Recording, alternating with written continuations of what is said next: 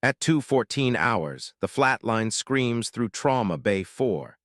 Every doctor in the sterilized, fluorescent-lit room freezes, watching the monitor as the jagged green line collapses into a devastating, infinite horizon. Blood pools on the pristine linoleum, dripping steadily from the edge of the surgical table where a man lies completely shattered. The man bleeding out under the harsh surgical lights has no medical records, no fingerprints in the federal database, and officially no name. He simply does not exist. The trauma surgeons at Walter Reed National Military Medical Center scramble, their gloved hands slipping as they frantically search for a viable vein in a body ravaged by unfamiliar shrapnel. They are working entirely blind. Then a quiet temporary nurse named Rachel Torres steps forward, breaking every established protocol as she breaches the sterile field. She has been invisible for 18 months, keeping her head down, just another temp nurse blending into the chaotic background of military medicine. But when she firmly grabs the dying man's right forearm and wipes away a thick layer of soot and dried blood, she exposes a faded tattoo. It is a precise arrangement of 3 stars hovering over a specific Latin motto. She knows this ink. She knows his exact blood type, his severe allergy to standard combat anesthetics, and the highly classified radical surgical bypass that is the absolute only way to save his fading life. The attending physicians stare in absolute shock as this unassuming temp barks out an obscure cardiothoracic procedure code and demands an immediate O-negative massive transfusion. Because he is not just any nameless SEAL sniper, he is her husband. If you want to see how this story unfolds, hit the like button.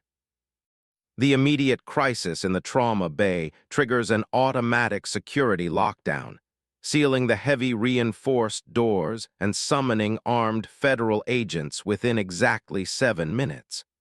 When the Department of Defense investigators finally breach the room, they uncover a ghost wrapped in combat gauze. Inside the man's ruined tactical vest lies a shattered GPS tracker dated 2024 and a heavily encrypted titanium drive that suggests he was operating a strictly unsanctioned mission on American soil. Rachel Torres was a brilliant civilian intelligence contractor who simply vanished from the grid. According to official military records, the man on the table, Elias Vance, died in a catastrophic helicopter crash near the Syrian border in 2022. But the jagged, non-standard shrapnel embedded in his chest tells a vastly different story. Why was a legally dead Navy SEAL sniper bleeding out in Washington, D.C.? And what catastrophic secret was he carrying that required him to be erased from existence in the first place? Elias Vance was never meant to be a hero. He was engineered to be a phantom. At 34 years old, Elias possessed a background that read more like a redacted fever dream than a standard military personnel file. Recruited out of a bleak, rusted steel town in Pennsylvania, he possessed an almost terrifying patience, a quality that earned him the reputation of a man who could outweight a glacier. He was not the loud, boisterous caricature of a special operator. He was an ordinary-looking man, standing an unassuming 5'10", with cold, analytical eyes and a demeanor so quiet it often unsettled his commanding officers. Elias was a precision instrument, a sniper who had spent a decade operating in the deepest, darkest shadows of global conflict. However, his meticulous nature was exactly what made him dangerous to the very people who held his leash. The historical situation surrounding Elias' disappearance was a masterclass in modern military chaos. 18 months prior to his sudden arrival in Trauma Bay 4, the geopolitical landscape in Eastern Europe and the Levant had violently fractured. Covert proxy wars were bleeding into open urban combat, and the lines between Sanctioned military operations and rogue mercenary actions had entirely dissolved. During a brutal 72-hour window in October 2022, American intelligence networks experienced a catastrophic systemic collapse in the region. Safe houses were compromised. Informants were executed. Key operational timelines were mysteriously leaked to enemy combatants. It was a bloodbath that officially never happened. But Elias, perched in a crumbling sniper hideout overlooking a contested extraction zone, saw the undeniable truth through his scope. The ambush that decimated his unit was not a stroke of enemy luck. It was a highly coordinated, deliberately orchestrated betrayal. The foreshadowing of this ultimate betrayal had been whispering through the ranks for months. Elias had noticed the subtle, chilling signs that something did not add up. Supply drops were consistently misrouted by exactly 3 miles. Secure communication frequencies experienced unexplained micro-blackouts lasting precisely 45 seconds during critical operational windows. And then there were the ghost flights, unmarked C-130 transports landing at black sites with no official cargo manifests, piloted by contractors who refused to interface with the regular military chain of command. However, whenever Elias attempted to run these anomalies up the flagpole, his reports were quietly intercepted and permanently buried. Hints of secret orders and deeply buried missions began to surface in the fragments of intercepted radio chatter. Elias realized that his sniper team was not deployed to protect a retreating Allied faction. They were sent there to be permanently silenced. The operation was a beautifully designed meat grinder, intended to eliminate operators who had inadvertently witnessed the loading of stolen foreign gold and classified weapon schematics onto those unmarked planes. Elias was an ordinary soldier caught in a profoundly extraordinary conspiracy, a man who survived only because he recognized the trap milliseconds before it snapped shut. He made the agonizing choice to fake his own death, severing all ties to his command and abandoning the life he knew. What they didn't know was that Elias did not just run away. He spent the next 18 months hunting the architects of his unit's destruction. The journey that ultimately deposited Elias Vance onto a sterilized operating table at Walter Reed began exactly 48 hours earlier, in a rusted, abandoned shipping yard in Baltimore. His official destination, according to the forged transit papers he carried, was a maritime logistics hub in Nova Scotia. However, his secret route was a desperate 400-mile zigzag across the eastern seaboard, designed to evade a private paramilitary kill squad that had finally tracked his digital footprint. Elias slipped out of the shipping yard at 300 hours under the cover of a freezing, torrential downpour. He moved with agonizing precision, his body already battered from a violent close-quarters altercation with 2 assassins 12 hours prior.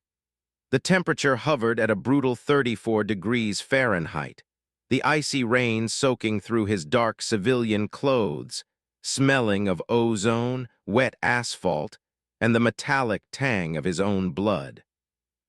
The obstacles mounted with terrifying speed. By 6:15 hours, Elias realized the local law enforcement scanners were broadcasting his exact vehicle description. He was forced to abandon his stolen sedan in a muddy ravine off Interstate 95, transitioning to a gruff, heavily wooded trek through the dense Maryland wilderness. The physical toll was catastrophic. A high-caliber bullet had grazed his left side during the Baltimore ambush, and the wound was beginning to fester. The fuel gauge on his internal endurance dropped to near zero. Every step through the thick, grasping underbrush tore at his rapidly deteriorating stamina. But the true crisis hit at exactly 1400 hours when an aerial surveillance drone, equipped with Advanced thermal optics swept over the forest canopy. Elias was forced to submerge himself in a freezing, mud-choked creek for 22 minutes, breathing through a hollowed reed, the icy water leaching the vital warmth from his core. The critical turning point that changed everything occurred just past midnight. Shivering uncontrollably and bleeding heavily, Elias intercepted a secondary kill team waiting at his designated emergency rally point.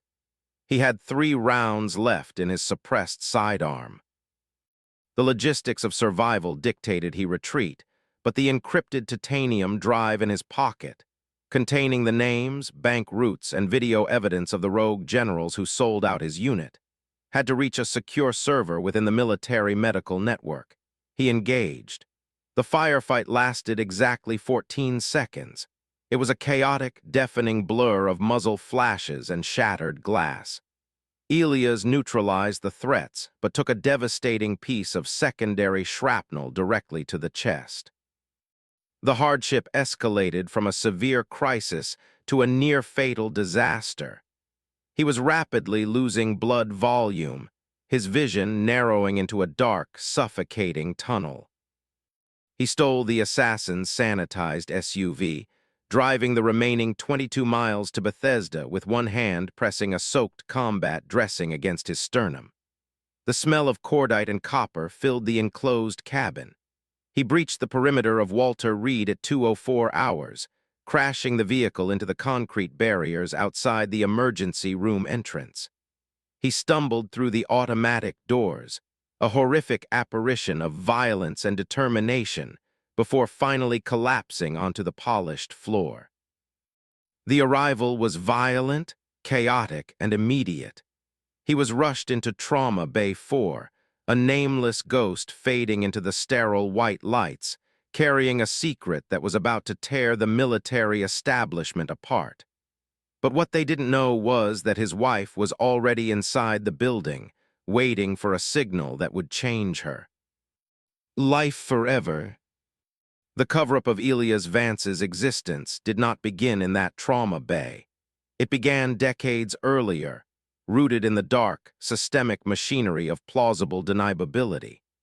When Rachel Torres first recognized her husband on the operating table, it was the culmination of 18 months of an agonizing, meticulously maintained charade. Following the alleged helicopter crash in Syria, the military apparatus had descended upon Rachel with terrifying efficiency. Interrogations were conducted in sterile, windowless rooms beneath the Pentagon. Grim-faced investigators, men with cold eyes and perfectly pressed suits, asked her cyclical, exhausting questions. They wanted to know about Elias' state of mind, his private encrypted servers, and if he had ever mentioned a project designated Operation Blackline. They searched her home, mirroring her hard drives and cataloging every photograph. Rachel played the role of the grieving, ignorant widow with flawless precision. She erected a facade of a normal, devastated post-war life. She attended the empty casket memorial. She accepted the perfectly folded flag. She took a mundane, low-profile job as a temporary nursing contractor, drifting through various military medical facilities. But beneath this quiet, mournful exterior, Rachel was operating a deeply covert counter-investigation. However, the investigators who remained assigned to her peripheral surveillance were exceptionally competent. They did not dismiss her. They watched her grocery runs, monitored her fluctuating bank deposits, and periodically audited her communication logs. It was a frustrating, suffocating cat-and-mouse game, where the truth was always just out of reach for both sides. Decades of altered records and suppressed files began to reveal themselves to Rachel in the dead of night. She discovered that Operation Blackline was not a modern initiative, but a deeply buried slush fund and smuggling network established in the chaos of the late 1980s, designed to move untraceable weapons and assets off the official books. The evidence gaps were glaring to her trained intelligence eye. Entire pages physically excised from physical archives, digital signatures abruptly ending in 1992, and glaring inconsistencies in the deployment rosters of specific, high-ranking officers. Elias had stumbled onto a legacy of corruption that spanned generations of military leadership. A time-passing montage of Rachel's life over those 18 months paints a picture of extreme psychological endurance. Days slipped into weeks, weeks into months. Cold trails warmed briefly before vanishing into the bureaucratic ether. She maintained her routine, waking at 500, swiping her badge at the hospital, logging patient vitals, and returning to a silent, heavily secured apartment. She lived a completely normal life in the light, while swimming through an ocean of classified deception in the dark. She knew Elias was alive because of a single, highly encrypted burst transmission she received 3 days after his funeral. A transmission containing only a sequence of numbers and a promise. The authorities believed they had successfully buried the sins of Operation Blackline in the Syrian desert. The secret died with him, or so they thought. The modern excavation of the truth began precisely 3 weeks after Elias Vance was stabilized and secretly moved to a highly classified subterranean secure ward. Rachel Torres, now officially reinstated and armed with sweeping investigative authority by a loyalist faction within the Department of Defense, led an elite forensics team to a remote, heavily forested sector of the Blue Ridge Mountains. They were searching for Elias' primary physical cache, the nexus of his 18-month ghost operation.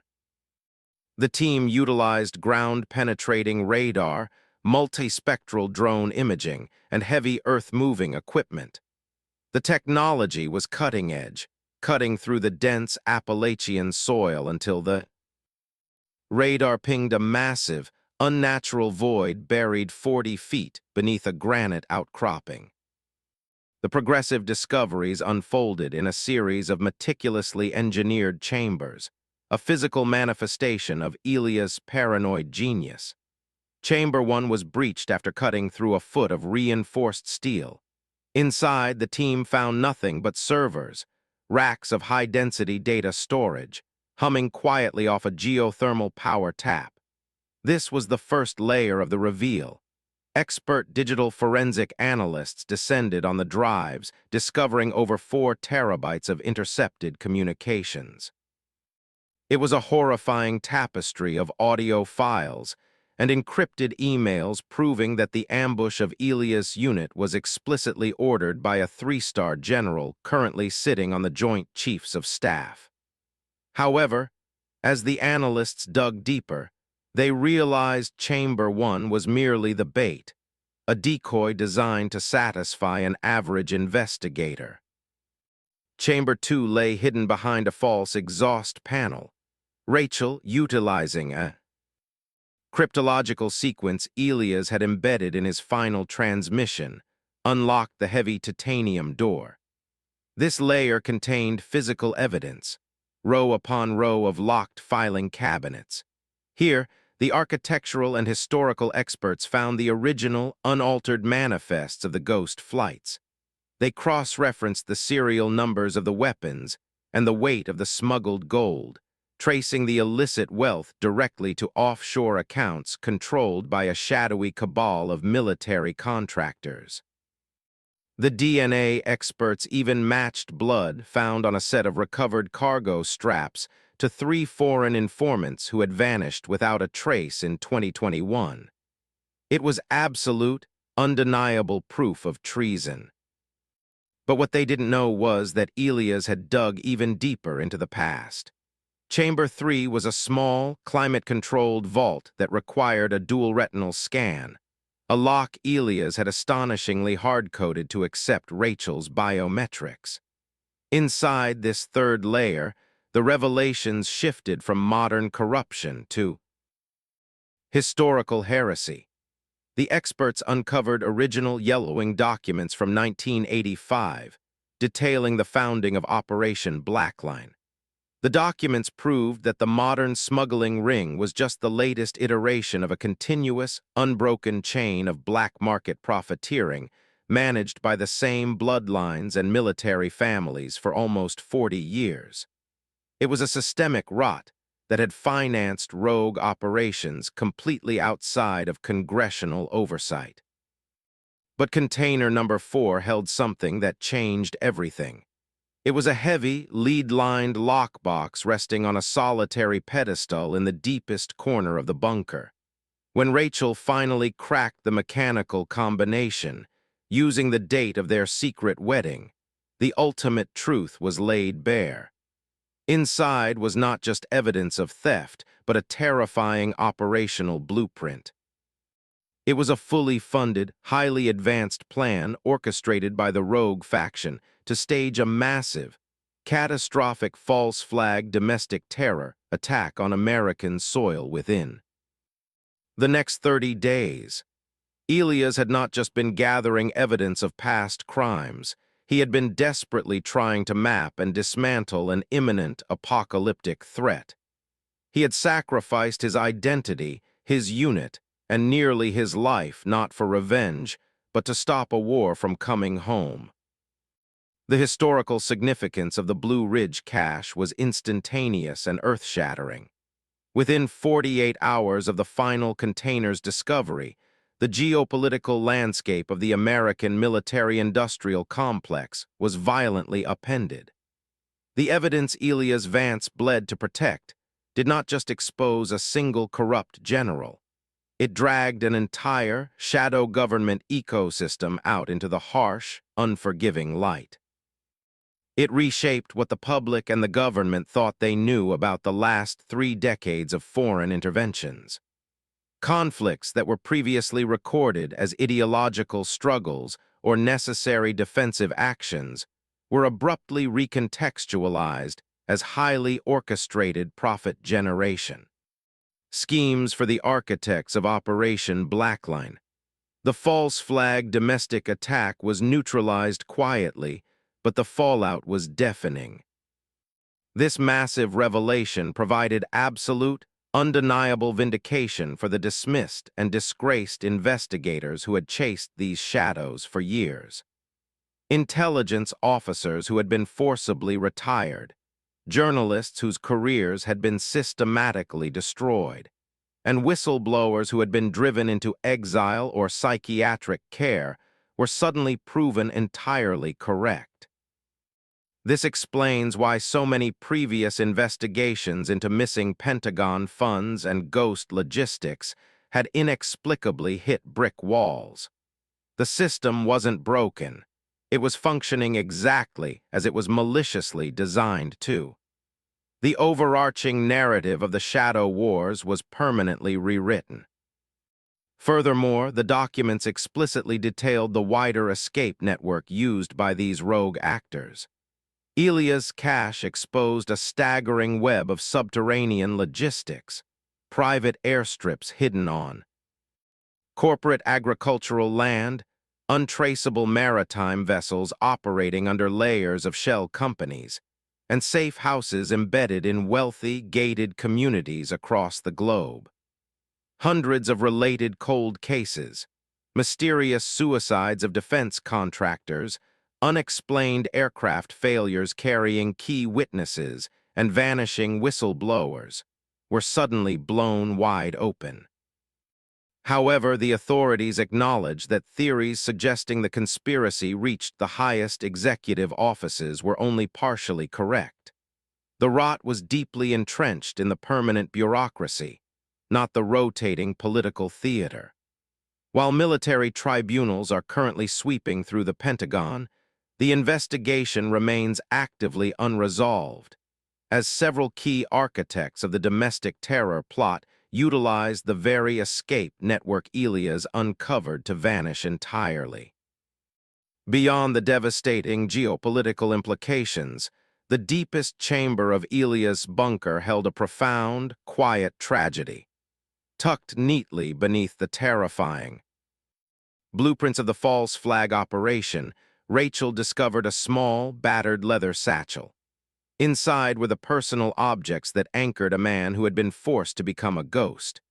There was a collection of faded, creased Polaroids of Rachel, taken during a brief, rain-soaked vacation in Maine before the world caught fire.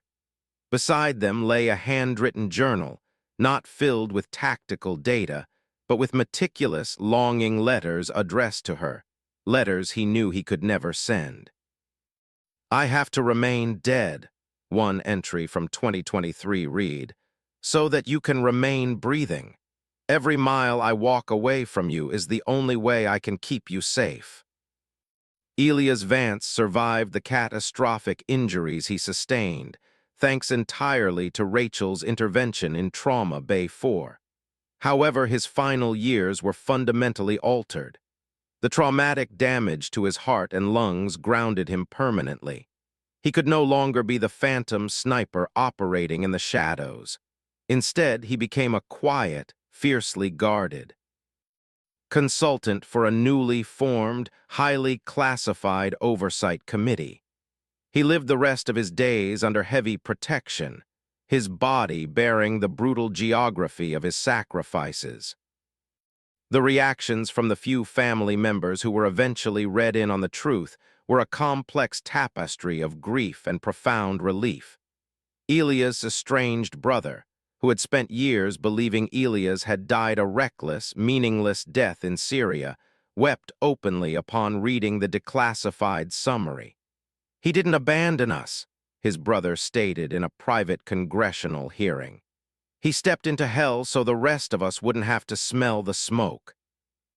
The story of Elias and Rachel is not one of glamorous espionage. It is a bittersweet testament to the crushing, isolating weight of duty and the extraordinary price of uncovering the truth. History teaches us that the most profound battles are rarely fought on marked battlefields. They are waged in the quiet, desperate spaces between official records and redacted truths. Elias Vance was forced to erase his own existence to combat an enemy that hid behind the very flag he swore to protect. In the end, his greatest weapon was not his rifle, but his absolute, unwavering refusal to look away from the rot. The conspiracy he unearthed shattered illusions, proving that true courage often looks like absolute isolation. The flatline that screamed through Trauma Bay 4 was not the end of his story, but the violent, necessary resurrection of a truth that refused to die. Today, the Blue Ridge bunker has been sealed, its contents seized and locked away in secure federal vaults, while the tactical vest and the shattered GPS tracker sit in a classified museum at Langley, silent witnesses to a war fought in the dark. Comment which mystery we should investigate next. The pulse of history never truly stops.